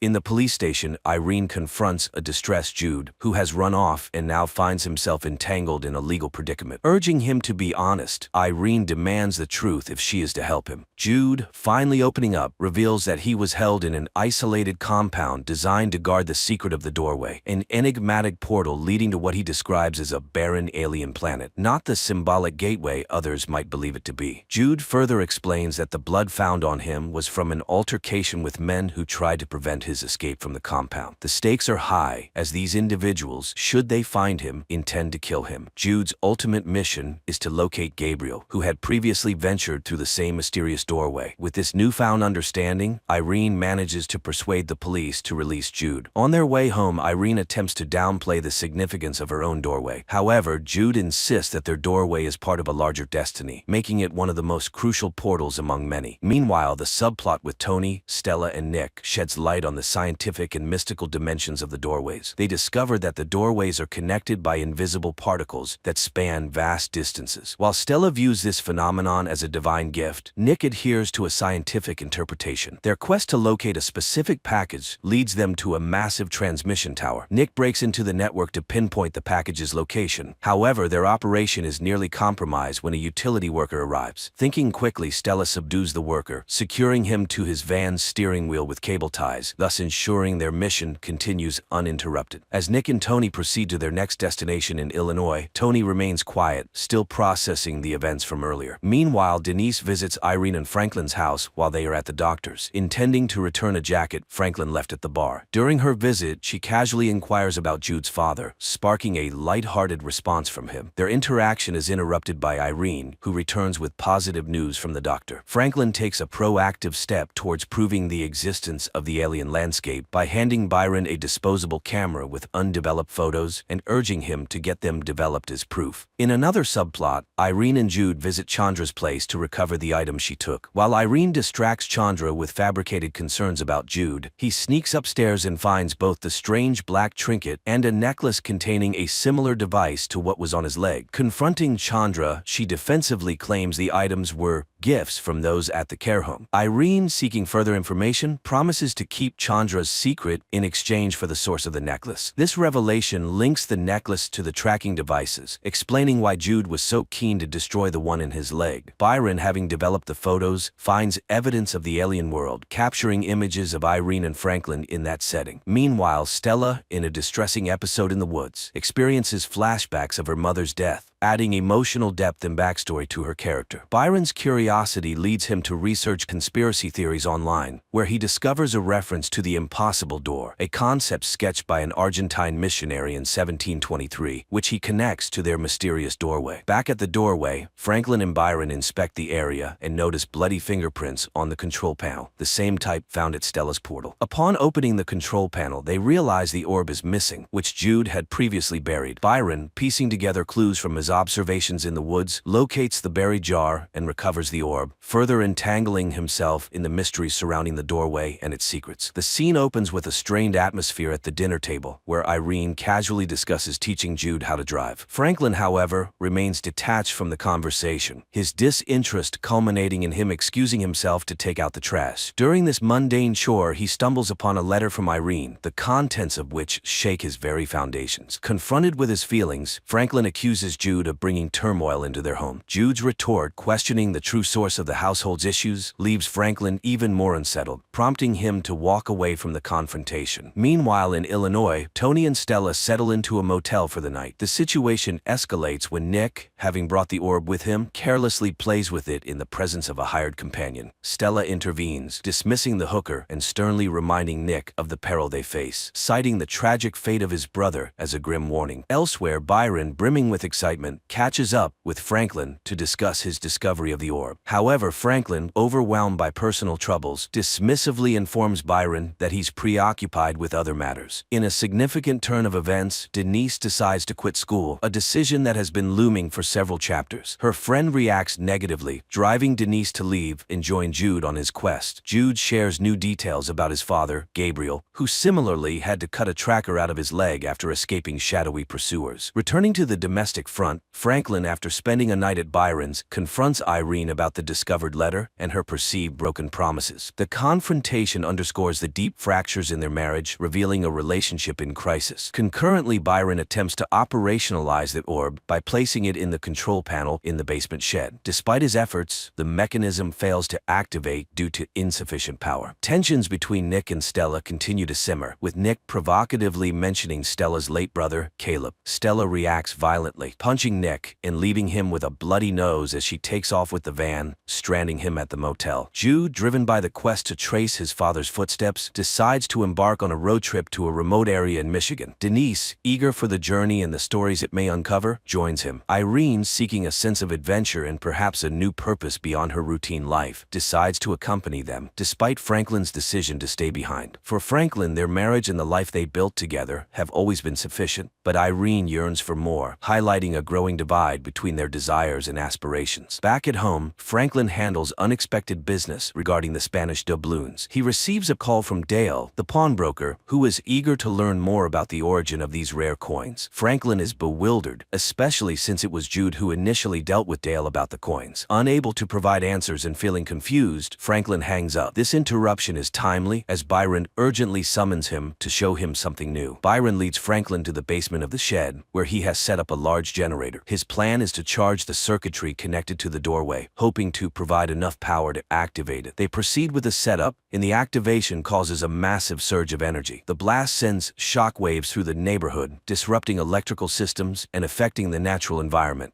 evidenced by flickering lights and birds dropping from the sky. Simultaneously, Stella and Tony, who had been tracking related anomalies, receive a precise ping on their equipment indicating the location they need to head towards, spurred by the energy surge from the doorway. In the shed's basement, the power-up is successful, and Franklin and Byron find themselves transported to the alien viewpoint. They are greeted by a breathtakingly beautiful vista, a stark contrast to the mundane world they've left behind. Overwhelmed by the beauty and the surreal experience, Byron expresses a desire to explore further, but this time, Franklin, who has previously been apprehensive about such adventures, admits that he is no longer afraid. This moment marks a significant personal breakthrough for Franklin, reflecting his readiness to embrace the unknown. Franklin reveals to Byron the spacesuits he's been designing for years, but never had the courage to use. Inspired, Byron vows to help make them functional. Meanwhile, Irene, Jude, and Denise arrive in Michigan at the home of a woman named Hannah, who recognizes Gabriel from a Polaroid Jude shows her. She explains that she and Gabriel were once romantically involved, but he disappeared 15 years ago without a trace. Feeling their trip might be futile, Irene considers heading back, but Hannah persuades them to stay overnight. That evening, Irene hears a suspicious noise upstairs, but is reassured by Hannah that it's nothing. Unknown to the guests, Hannah enters a hidden room where a man named Paul is monitoring everything. They discuss making contact with Franklin after Paul plays a voicemail from him about the coins. Back home, Byron skips Janine's barbecue to focus on his project with Franklin. During a tense conversation, Janine admits she reported Byron's campaign forgery out of a desire for a simpler life, revealing a deep rift between their aspirations. Denise confronts Irene, feeling pushed away, and Irene admits she feels guilty about Michael's past struggles, believing she doesn't deserve Denise's love. Overcome with emotion, Irene apologizes, and they share a heartfelt embrace, understanding each other better through flashbacks of Michael's depression. Meanwhile, Tony finds a video of Jude singing karaoke, which leads Stella to confirm that Jude is the apostate they've been looking for. Tony calls Nick for help in tracing Jude's steps. On another front, Byron and Franklin test the spacesuits they've been working on. Byron explores the alien landscape, excitedly communicating back to Franklin until he goes silent after claiming to have found something incredible. Left alone, Franklin fears the worst, struggling with guilt and concern over Byron's sudden disappearance. Irene takes Denise into the shelter to explain the turmoil she's been experiencing. She shares that after Michael's voluntary death, she struggled to find a reason to continue living and hoped the portal might help her cope with her grief. Irene confesses that her intention was to shield Denise from the portal's complexities, but Jude's arrival has caused events to spiral out of control. Feeling betrayed by the deception, Denise walks away, upset by the revelations. Meanwhile, Tony and Stella encounter Chandra and a sinister man on the shore. The man exchanges gold doubloons worth much more than the $3,000 Chandra demands for information about Jude. After obtaining what he needs, the man abruptly kills Chandra, retrieves the doubloons, and warns that he will ensure Stella remains tough. He then sets Chandra and her car on fire, leaving Tony to witness the horrifying scene from a distance. Jude panics upon realizing the orb is missing from the garden. Meanwhile, Franklin searches for Byron on the observatory deck, but finds no trace of him, leaving both men distressed. Janine, worried, questions Franklin about her husband's whereabouts, but he reassures her without giving specifics. Inside, Jude confronts Franklin about the dangers of their endeavor, stranger, explaining that there's nothing but wasteland on the alien planet. Stella and Tony discuss their predicament, with Stella admitting they can't escape the man pursuing them. As the man leads Tony to the York house, noticing dead birds signals they're close. He reveals to Tony that Caleb is her father, not Stella's brother. At the garden, Tony finds Franklin held at gunpoint and forced inside. Meanwhile, Jude thanks Denise for her help at the bar, but their chat is cut short when Stella starts shooting, causing Jude to flee into the woods. Denise returns to the York house and finds herself and her grandparents also at gunpoint. The stranger coerces Irene into revealing the doorway's location, then heads to the shed. Irene comforts a distraught Tony, who doubts their mission and condemns their actions, citing Chandra's death as a stark contradiction to their supposed divine mission. The stranger alters his plans and informs Stella, using the family as leverage to capture Jude, known as the apostate. Upon his arrival, Jude is assaulted by the man, hinted to have been sent by an unidentified woman, though details remain vague. During a scuffle, Franklin manages to overpower the stranger, who is then tasered, bound, and gagged. Stella and Tony, with the captive in tow, leave their old lives behind, driven away with a new bargaining chip. Simultaneously, Jude and Denise decide to escape through the doorway to Bangkok, distancing themselves from the chaos. Irene resolves to limit their use of the mysterious doorway, dismissing its once-thought potential, which Franklin accepts with a mix of relief and determination to resolve unfinished business regarding Byron's fate. As Stella and Tony are ambushed and forced off the road by Hannah and her associates, the tension escalates. Hannah confronts Cornelius, the bound stranger, intensifying the conflict. Meanwhile, the couple embarks on another journey to an unknown alien planet. However, Franklin experiences a system failure in his oxygen supply, causing him to lose consciousness. Irene follows him, bravely entering the alien environment without a spacesuit to help him. It turns out the atmosphere of this planet is suitable for human life. She removes her husband's helmet, and together they discover an ancient city beyond the hill. It turns out that guardians of humanity have been living here for about 100,000 years. They are the ones who built hundreds of quantum portals on Earth and many other planets. This is where the first season ends. We were left with a setup for the second season, but unfortunately the series was cancelled.